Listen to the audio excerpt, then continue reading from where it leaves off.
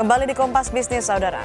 Bank Indonesia melakukan intervensi di pasar offshore atau non-deliverable forward atau NDF untuk menghadapi tekanan nilai tukar rupiah terhadap dolar Amerika Serikat akibat kebijakan tarif baru Donald Trump.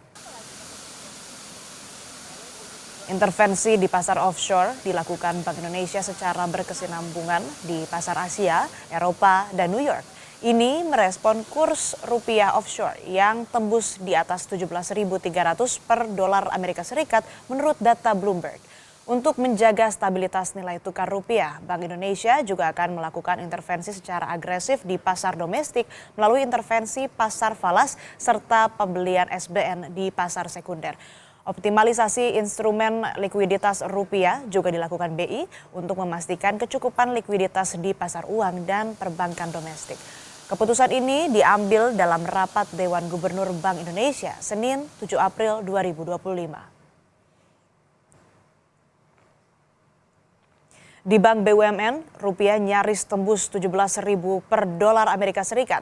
Rinciannya, kurs jual mandiri per 27 Maret atau sebelum tutup lebaran, yakni 16.700 per dolar Amerika Serikat. Kurs jual BNI per 7 April, yakni 16.800 per dolar Amerika Serikat. Kurs jual BRI pada 7 April, yakni 16.944 per dolar Amerika Serikat. Di bank swasta, kurs jual rupiah pada 7 April sudah tembus 17.000 per dolar Amerika Serikat. Rinciannya, kurs jual BCA 16.995 per dolar Amerika Serikat dan OCBC NISP sudah mencapai 17.083 per dolar Amerika Serikat. Sementara itu, Saudara, rupiah di Jakarta Interbank Spot Dollar Rate atau JISDOR Bank Indonesia pada 27 Maret atau sebelum Lebaran berada di angka 16.566 per dolar Amerika Serikat. Bursa Efek Indonesia mengumumkan skenario darurat di bursa jika pasar saham memburuk. Rupiah di pasar offshore jatuh ke atas 17.300 per dolar Amerika dan Bank Indonesia langsung intervensi. Apakah saham dan rupiah dalam kondisi darurat? Kompas Bisnis bertanya langsung kepada Kepala Ekonom Bank Permata, Yosua Pardede. Selamat pagi, Mas Yosua, apa kabar? Selamat pagi, Asri, kabar baik. Mas Yosua, bursa diumumkan darurat, trading hold kalau turun 8% dari sebelumnya 5%. Nah, bagaimana hitungan Anda tentang bursa hari ini? Ya, tentunya saya pikir kebijakan BI ini diambil sebagai respon ya, encouragement dari OJK, ini mana menunjukkan bahwa OJK juga dalam suratnya di tanggal 7 April yang lalu, ini merupakan kewaspadaan sistemik dan merupakan upaya untuk menjaga stabilitas pasar ya, untuk menghindari kepanikan massal yang dapat memicu penurunan yang IHSG lebih dalam lagi. Jadi kalau kita lihat memang secara umum, secara teknikal level 8% ini dijadikan ambang psikologis baru karena sebelumnya BI menetapkan trading halt itu 5%. Jadi dengan trading halt baru 8% ini diharapkan pasar bisa merespon secara rasional dan juga bukan impulsif. Dan ini mengindikasikan bahwa memang volatilitas pasar, khususnya pasar keuangan, pasar saham, ini memang cenderung tinggi ya pasca kebijakan Trump dan juga retaliasi yang juga sudah disampaikan oleh pemerintah China di tanggal 4 yang lalu. Sehingga harapannya kebijakan ini diharapkan sebagai shock absorber untuk pasar saham dan juga pasar keuangan domestik. Dan tentunya merespon ataupun kalau kita lihat pasar di Asia kemarin memang pasar saham Asia seperti Hang Seng, Nikkei ini memang terkoreksi cukup dalam ya, sehingga saya pikir kebijakan ini saya pikir merespon kebijakan ini, saya pikir ini menjadi langkah baik untuk tadi meredam volatilitas yang cukup tinggi di jelang pembukaan pasar saham pada hari ini. Baik, Mas Joshua, kita pantau bersama di Bursa Efek Indonesia bagaimana situasi atau perkembangan terkini. Sekarang pukul 8:56 waktu Indonesia Barat, pukul 9 perdagangan dimulai. Kita lihat bersama bagaimana visual terkininya dari sana. Ya, masih sambil menunggu begitu perdagangan dibuka, Mas Joshua, ini kan ada skenario suspend total kalau bursa jatuh ke 20%. Nah, apakah IHSG kita ini mengarah ke sana? Ya, kalau kita melihat skenario pada saat terjadi pandemi 2020, memang kondisinya pun juga IHSG mengalami koreksi cukup dalam ya. Pada saat itu secara keseluruhan pasar saham global pun juga mengalami koreksi. Dan skenario ini memang belum pernah terjadi. Ya, belum tentu terjadi juga ya, dan tapi memang ini perlu diwaspadai. Hmm. Dan kalau kita melihat lagi, kembali lagi bahwa tadi juga sudah disampaikan dalam press conference BI bahwa fundamental ekonomi kita masih relatif baik, lalu juga dari sisi emiten-emiten IHSG kita pun juga masih tetap solid, sekalipun juga kami sudah melihat bahwa dampak dari trade war ataupun kebijakan reciprocal tarif yang sudah diberlakukan ataupun yang sudah disampaikan oleh Trump di tanggal 2 lalu ini memberikan dampak negatif pada pertumbuhan ekonomi Indonesia, perlambatan pada pertumbuhan ekonomi Indonesia. Namun semestinya kinerja saham Indonesia masih tetap bisa terjaga secara fundamentalnya ya, meskipun memang secara short term mungkin akan terjadi ya tadi ya, respon negatif ataupun sentimen negatif karena tadi tentunya kebijakan Trump tersebut terjadi pada saat market Indonesia libur gitu ya, sehingga tentunya ini kita perlu mengantisipasi tadi adanya potensi koreksi di pasar keuangan domestik ataupun pelemahan dari nilai tukar rupiah. Namun kembali lagi kalau kita mencermati dan sebelumnya pun juga kemarin Bank Indonesia sudah melakukan intervensi offshore di pasar offshore, sehingga harapannya pada pembukaan hari ini seluruh regulator Bank Indonesia, BI sudah melakukan mitigasi. Harapannya ini bisa mengurangi ya volatilitas dan juga membatasi pelemahan yang lebih dalam lagi yang sudah terjadi di pasar Asia sebelumnya. Lalu tadi kan Anda juga sebutkan perlu diwaspadai. Jadi apa saja yang perlu investor waspadai setelah pengumuman otoritas bursa di hari ini, Mas Joshua? Ya, tentunya saya pikir memang investor perlu waspada ya. Artinya terdapat korelasi antara pasar saham, nilai tukar, dan juga persepsi risiko sistemik ya, yang terjadi tadi akibat kebijakan ataupun perang tarif, perang dagang yang antara Amerika dengan juga Tiongkok.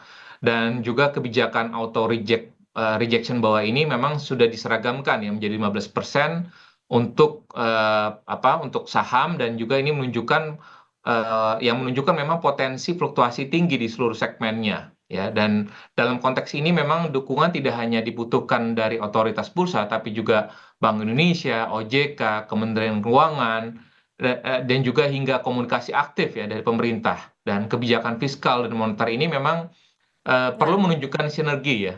Tidak terjadi baik. kontradiktif, dan juga fokus pada pemulihan kepercayaan pasar. Baik, Mas Joshua, perdagangan sudah dibuka, visual terkininya sudah tampak di layar Kompas TV. Ini Anda melihat ini bagaimana, Mas Joshua?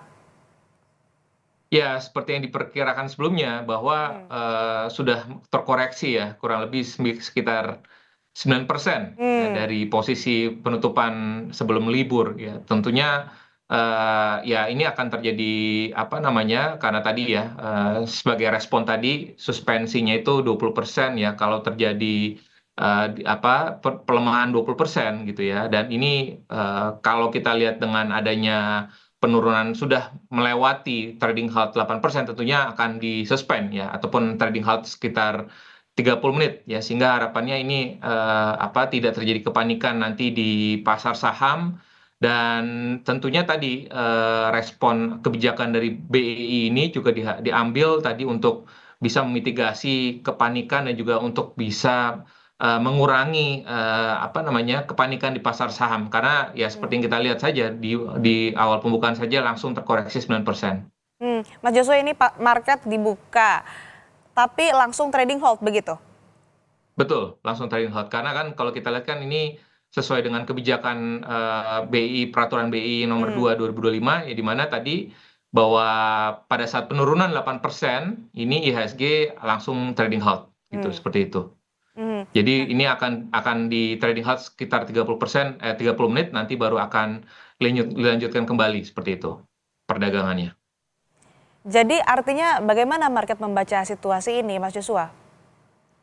Ya, tentunya yang tadi ya, ini tidak bisa kita hindarkan lagi ya, karena tadi ini ada pasar merespon negatif kebijakan Trump yang sudah menaikkan tarif resiprokal tarif Resiprokal. ya, tarif resiprokal tarif yang sudah disampaikan di tanggal 2 April, dan ini secara menyeluruh ya, termasuk produk Indonesia, produk ekspor Indonesia 32%, sehingga tentunya ini akan berpengaruh ya kepada emiten-emiten yang berorientasi ekspor, khususnya berorientasi ekspor ke Amerika Serikat.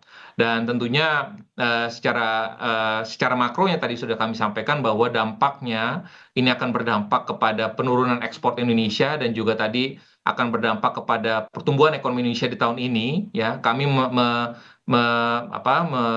melihat ada potensi pelemahan ataupun perlambatan ya sekitar 0,3% poin hingga 0,5% poin.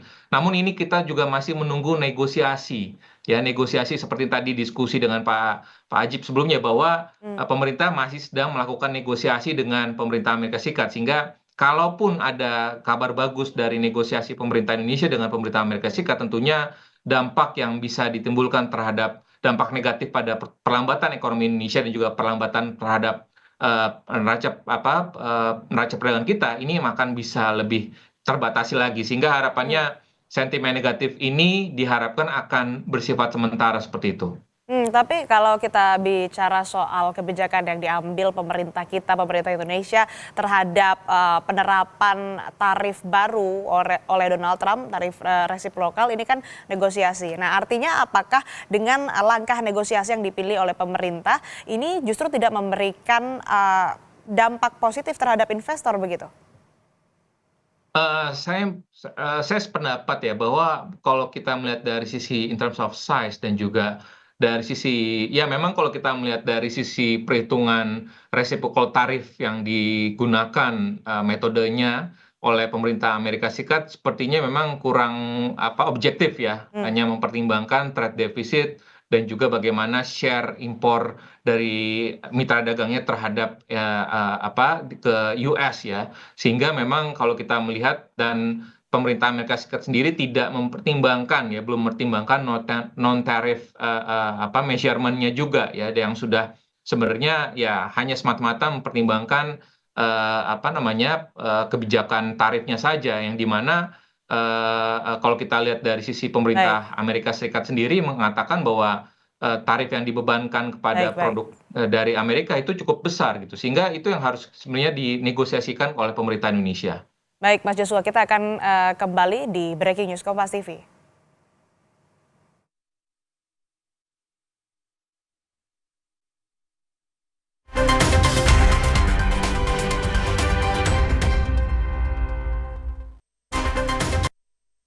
Anda menyaksikan Breaking News Kompas TV, saya Asri Gunawan. Saudara, Bursa Efek Indonesia mengumumkan skenario darurat di bursa jika pasar saham memburuk, dan kondisi sekarang, saudara, ketika perdagangan baru dibuka, langsung trading halt atau perdagangan dihentikan karena sesuai dengan rilis yang dikeluarkan oleh Bursa Efek Indonesia, trading halt selama 30 menit apabila IHSG mengalami penurunan hingga lebih dari 8%.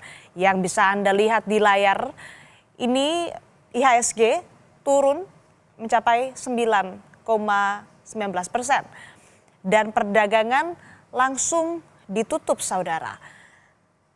Dari rilis yang dikeluarkan Bursa Efek Indonesia, di poin kedua, trading halt selama 30 menit apabila IHSG mengalami penurunan lanjutan hingga lebih dari 15%.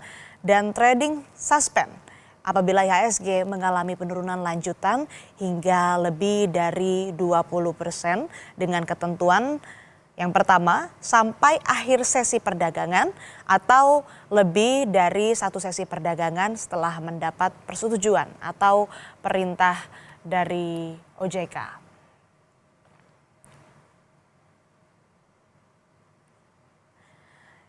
Kita kembali berbincang dengan Kepala Ekonom Bank Permata, Mas Joshua Pardede, yang masih bergabung bersama kami di Breaking News Kompas TV. Mas Joshua, kita lanjutkan perbincangan ini dengan turunnya IHSG bahkan sampai trading halt. kondisi bursa, kondisi pasar saham sekarang ini juga tentu dampaknya ada terhadap nilai tukar rupiah terhadap dolar Amerika Serikat. Bagaimana Anda melihat ini, Mas Joshua? Ya, kalau kita lihat pasar spot hari ini pun juga cenderung mengalami pelemahan ya, mengikuti koreksi yang tadi kita lihat bersama di pasar saham dan juga pelemahan yang sudah terjadi juga di dalam beberapa hari terakhir ini di mata uang Asia. Namun seperti yang juga sudah disampaikan press release-nya oleh Bank Indonesia kemarin, di mana Bank Indonesia sudah melakukan offshore intervention ya dengan kalau kita lihat kemarin itu NDF one month ya dolar rupiah itu sempat 17.300, namun dengan offshore intervention yang dilakukan oleh Bank Indonesia, NDF itu kemarin sempat di bawah 17.000, sehingga harapannya kita melihat bahwa ada peluang juga bahwa untuk spot rupiah hari ini di mana memang harapannya bisa tetap terjaga di bawah 17.000 per dolarnya ya, dan dengan jadi artinya ini untuk menjaga lagi confidence level dari para investor khususnya ataupun para pelaku pasar ya, untuk menjaga stabilitas nilai tukar rupiah, karena tentunya stabilitas nilai tukar rupiah ini sangat krusial bagi pelaku ekonomi, baik itu eksportir, baik itu importir, dan juga ini sangat krusial juga bagi dampaknya kepada state budget ya, ataupun pada APBN ya, di mana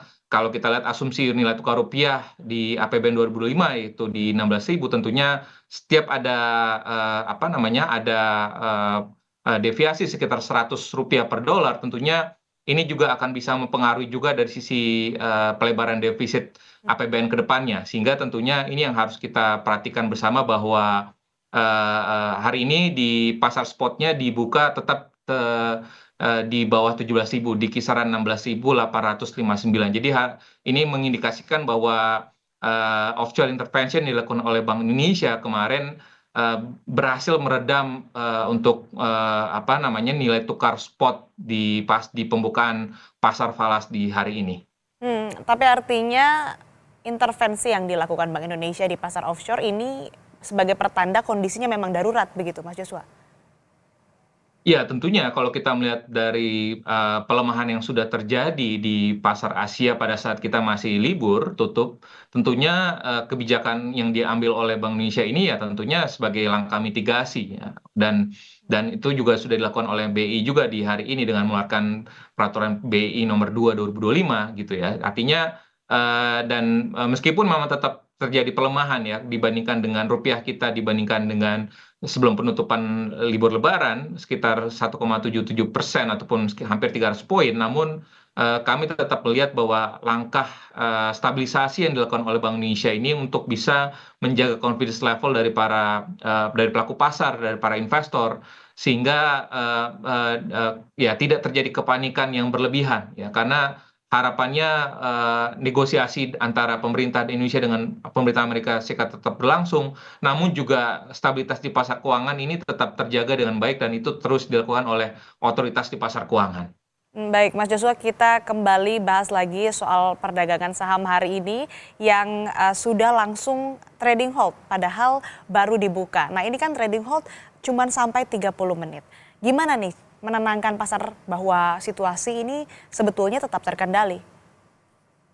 Ya, tentunya tadi dalam press conference BI pun juga sudah disampaikan dengan sangat clear ya oleh direksi BI bahwa fundamental ekonomi Indonesia, saya sependapat bahwa ekonomi Indonesia masih relatif ada sisi positifnya ya.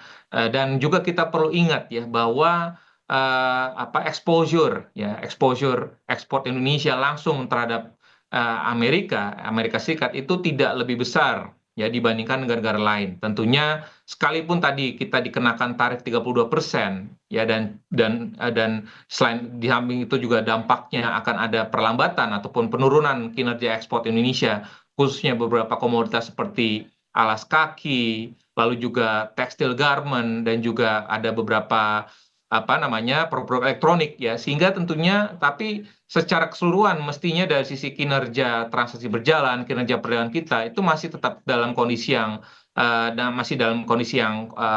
baik ya, sehingga Dan komunikasi ini yang harus terus dikomunikasikan oleh pemerintah, oleh regulator di sektor keuangan kepada para investor, pada para pelaku keuangan, pasar keuangan, sehingga tidak terjadi kepanikan yang berlebihan. Dan harapannya IHSG pun juga nanti pada saat 30 menit ini dibuka kembali, tidak terjadi penurunan koreksi lebih lanjut lagi, sehingga harapannya seperti yang kita lihat juga di nilai tukar rupiah, ya di mana nilai tukar rupiah pun juga tetap terjaga di bawah 17.000 per dolarnya, sehingga harapannya pun juga kinerja IHSG pun juga, sekalipun tadi sudah melemah sekitar 9% hari ini di awal pembukaan, namun harapannya sentimennya kembali recover ya, sekalipun memang kita tidak bisa menampilkan juga bahwa tadi malam juga Trump juga sudah mengatakan akan kembali lagi menaikkan tarif sekitar 50% terhadap produk China, dan juga Xi Jinping juga mengatakan bahwa akan terus all out akan melakukan retaliasi ya, karena kedua negara ini memang pada posisi yang dimana memang sangat memungkinkan untuk melakukan retaliasi, karena dari sisi size kedua negara tersebut memang terbesar pertama dan terbesar kedua di dunia. Dan sehingga kalau kita lihat sebagai negara ASEAN, sebagai negara berkembang, Indonesia dan ASEAN negara lainnya, tentunya kita tetap akan melakukan negosiasi dan juga langkah-langkah diplomasi ya, untuk kita bisa bernegosiasi agar tarif yang dikenakan terhadap produk ekspor Indonesia ke Amerika ini bisa diturunkan. Mas Joshua, kemudian ini kan kepanikan bisa menular ke pasar lainnya, misal ke rupiah. Lalu apa yang harus dilakukan otoritas? Ya, tentunya Bank Indonesia seperti yang sudah dilakukan ya, dan akan terus dilakukan oleh Bank Indonesia adalah melakukan langkah-langkah stabilisasi di pasar, di triple intervention ya, di pasar spot dolar rupiah, di pasar domestic NDF dolar rupiah, dan juga di pasar SBM ya, dan itu saya pikir terus akan dilakukan, dan juga langkah-langkah seperti kebijakan terkait dengan suku bunga. Tentunya kalau kita mengikuti RDG bulan Maret terakhir yang lalu, bahwa Bank Indonesia pun juga masih mempertahankan suku bunga acuan di level 5,75%. Ini pun juga dalam rangka untuk menjaga stabilitas nilai tukar rupiah ya. Artinya kebijakan tambahannya lainnya pun juga penguatan kebijakan DHE yang sudah diluncurkan oleh pemerintah, dan juga misalkan capital flow management policies yang juga diharapkan ini bisa menjaga agar memperkuat cadangan devisa ya. Jadi kalau kita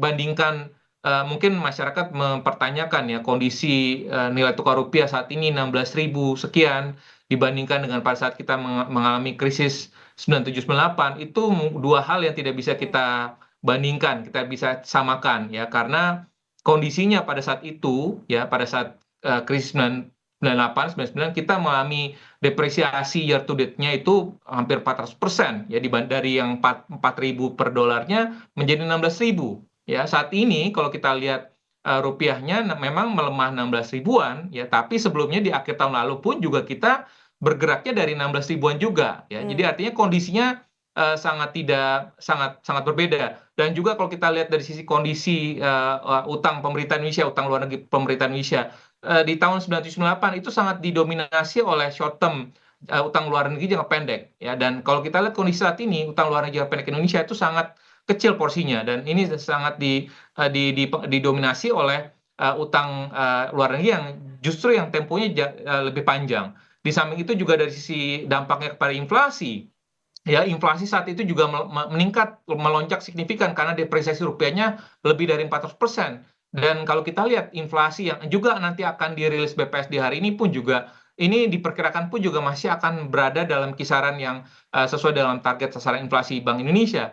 Artinya sekalipun memang ada trade war, sekalipun tadi ada penurunan pertumbuhan ekonomi Indonesia, sekalipun memang ada permasalahan dari sisi daya beli masyarakat Indonesia, tapi kalau kita melihat fundamental ekonomi kita saat ini dibandingkan dengan 9798, semestinya kita harus bisa lebih optimistik dan tidak perlu terjadi kepanikan yang berlebihan ya. Dan itu saya pikir harus dikomunikasikan secara berkala oleh pemerintah, oleh otoritas sektor keuangan, dan juga oleh media ya, untuk kita terus mengkomunikasikannya kepada masyarakat, pada halayak umum, bahwa kondisi fundamental ekonomi kita itu tidak sejelek 9798, dan juga mungkin dampaknya yang ditimbulkan dari trade war, perang dagang ini pun juga semestinya ini kita tidak lebih buruk ya dibandingkan dengan negara-negara lain yang mungkin exposure-nya terhadap Amerika pun juga jauh lebih besar. Dan juga kalau kita lihat sebenarnya ada quick win-nya sebenarnya. Kalau kita lihat sebenarnya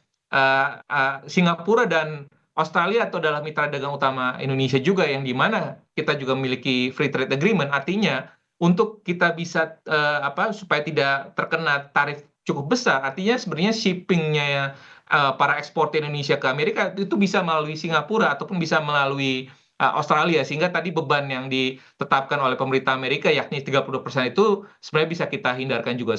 Sehingga banyak sebenarnya langkah-langkah yang harus dinegosiasikan, yang ada banyak langkah-langkah pun yang untuk bisa dikomunikasikan kepada eksportir, sehingga dampaknya pun dari tarif tersebut terhadap para kinerja perdagangan kita pun juga ini dapat bisa kita mitigasi. Baik, baik Mas Joshua, nanti kita akan lanjutkan perbincangan kita, tapi saat ini kita akan pantau terlebih dahulu bagaimana situasi terkini dari Bursa Efek Indonesia. Ada jurnalis Kompas TV Renata Panggalo di sana. Renata, market dibuka langsung trading halt. Bagaimana situasi di BI saat ini? Iya, Asri, kalau yang bisa saya sampaikan memang indeks harga saham gabungan hari ini dibuka di zona merah di level 5.912. Ini tentu terkoreksi minus 9,19% atau sebesar minus 598,56 basis point. Situasi sampai saat ini memang trading halt masih terjadi karena yang kita ketahui bahwa tadi dari Bursa Efek Indonesia bersama Otoritas Jasa Keuangan sudah menyampaikan rilis mengenai panduan ketentuan pelaksanaan perdagangan dalam kondisi darurat. Dalam hal ini trading halt karena penurunan IHSG sudah mencapai lebih dari 8%, persisnya di angka minus 9,19% saat ini. Sehingga masih kita pantau dan lihat bagaimana trading halt ini akan berjalan 30 menit ke depan. Memang kalau yang kita lihat juga dalam panduan yang sudah dirilis oleh BI dan OJK, jika IHSG nantinya ini terpantau mengalami penurunan lanjutan, Asri dan juga saudara, hingga lebih dari 15%, maka akan dilakukan trading halt kembali selama 30 menit.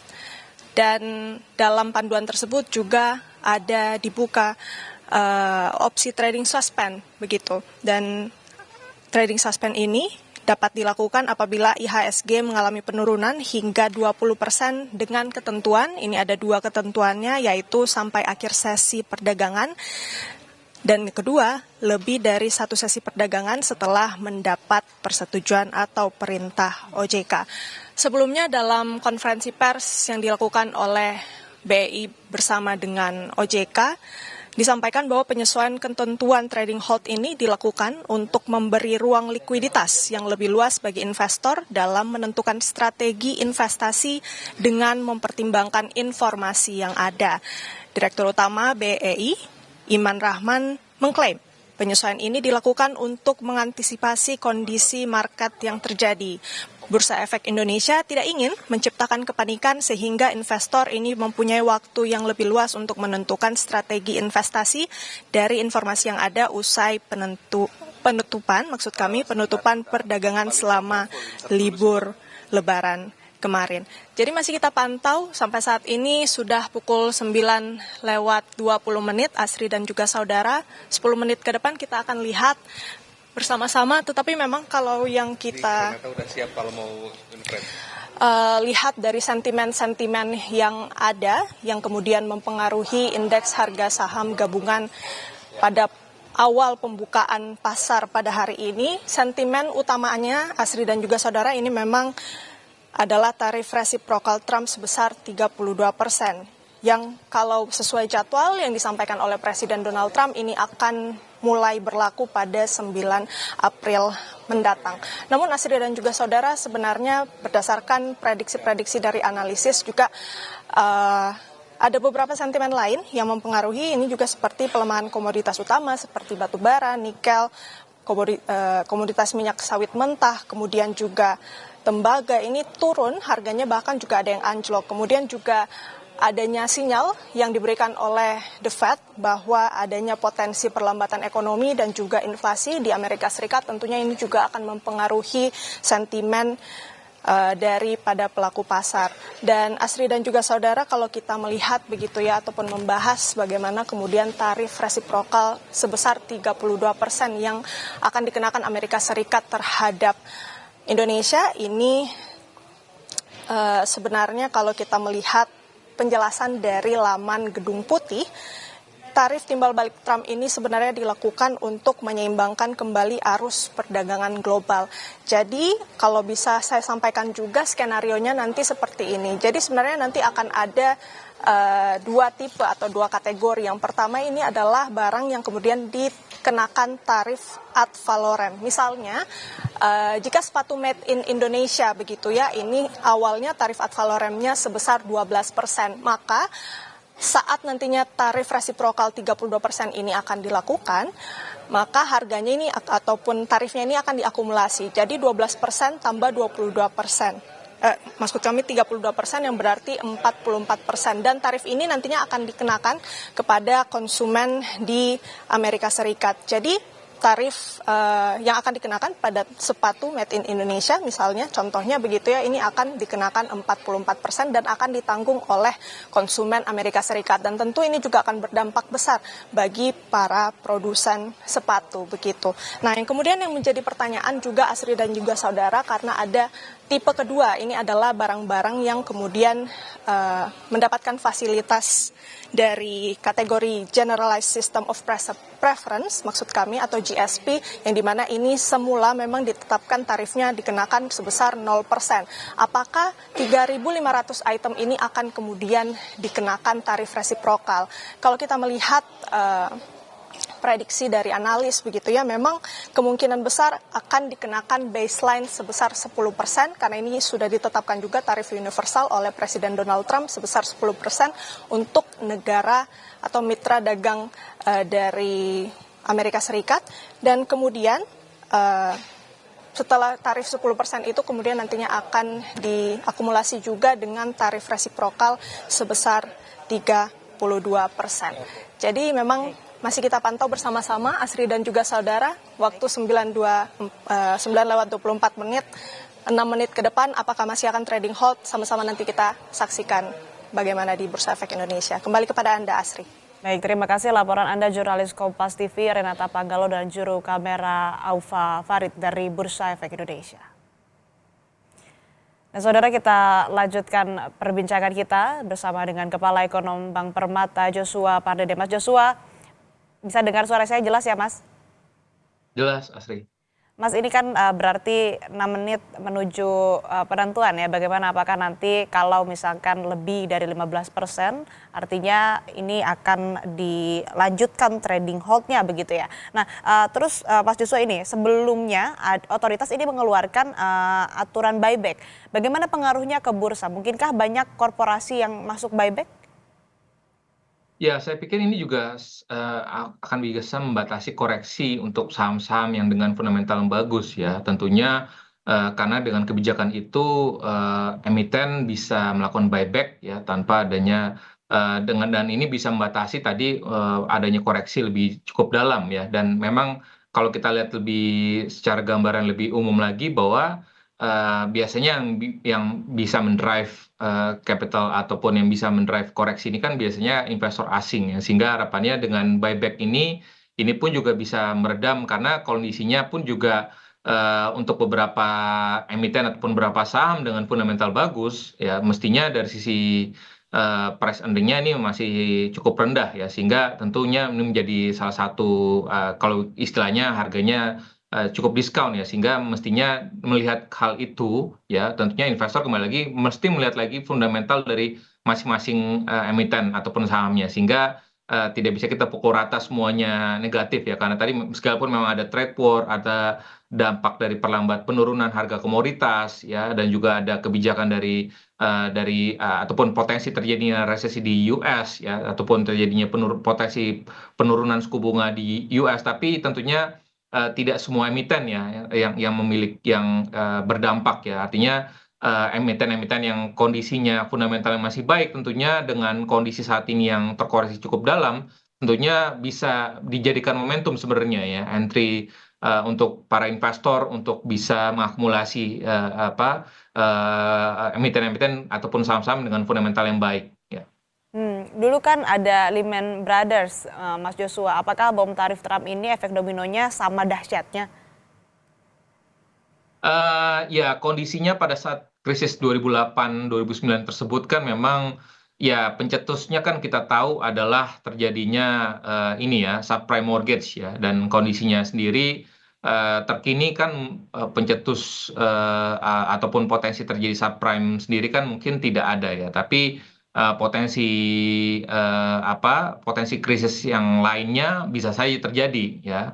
Namun kan kalau kita lihat kan sejauh ini potensinya datang dari apa source-nya ya. Karena kalau kita melihat dari sisi fundamental ekonomi US sendiri ya saat ini ya sepertinya sih kondisinya kalau kita melihat data inflasi dan juga data tenaga kerja US sebenarnya ya kondisinya masih cukup baik ya. Artinya kondisi krisis yang terjadi di 2008-2009 itu kemungkinan mungkin pencetusnya ataupun penyebabnya tidak sama ya untuk potensi terjadi krisis ke depannya gitu ya. Artinya ya tentunya kalau kita melihat apa yang bisa menyebabkan krisis saat ini ya yang kinerja yang mengalami bubble ya ataupun aset price yang mengalami kenaikan harga yang cukup signifikan saat ini pun juga saya merasa belum ada aset price yang mungkin naik signifikan, kecuali mungkin harga-harga safe haven aset ya, termasuk juga emas ya. Tapi itu pun juga karena ada faktor risiko yang meningkat ya di pasar keuangan global, sehingga makanya investor pun juga cenderung shifting kepada safe haven aset termasuk juga emas gitu. Sehingga saya belum melihat adanya causes ataupun pencetus untuk krisis ke depannya. Oke, Mas Joshua, ini kan kemudian Presiden Prabowo hari ini akan menemui pelaku pasar. Sebetulnya keterangan seperti apa sih yang dibutuhkan market dari Presiden? Ya tentunya yang kami harapkan adalah bahwa pemerintah ya tadi adalah terus melakukan negosiasi ya terkait dengan negosiasi diplomasi perdagangan agar tadi tarif resiprokal tersebut itu tidak sebesar itu ya, karena memang tarif yang sebenarnya yang kita terapkan kepada produk Amerika pun juga tidak sebesar itu juga sebenarnya kenyataannya. Dan juga di samping itu pun juga artinya pemerintah pun juga perlu memberikan kebijakan-kebijakan yang memang clear ya, komunikasi yang jelas terkait apapun kebijakan untuk menenangkan pasar, untuk bisa menstabilkan nilai tukar ya, untuk bisa mensupport pertumbuhan dari dalam negeri ya, karena itu yang terpenting ya, bagaimana dalam kondisi-kondisi global saat ini yang tidak sedang baik-baik saja, artinya kita perlu mempersolid domestik ekonomi kita, sehingga itulah menjadi salah satu kata kuncinya ya, artinya kebijakan pemerintah yang akan dikeluarkan ke depannya ini harus sejalan selaras sehingga tidak terjadi miskomunikasi, tidak terjadi kebijakan-kebijakan miskomunikasi ke depannya. Baik, pemerintah harus punya kebijakan yang clear yang menenangkan pasar dan tentu saja menjaga stabilitas rupiah. Terima kasih Mas Joshua Pardede, Ketua Ekonom Bank Permata telah bergabung bersama kami di Breaking News Kompas TV. Saya selalu. Terima kasih. Saudara, demikian Breaking News Kompas TV. Saya Asri Gunawan. Terima kasih. Sampai jumpa.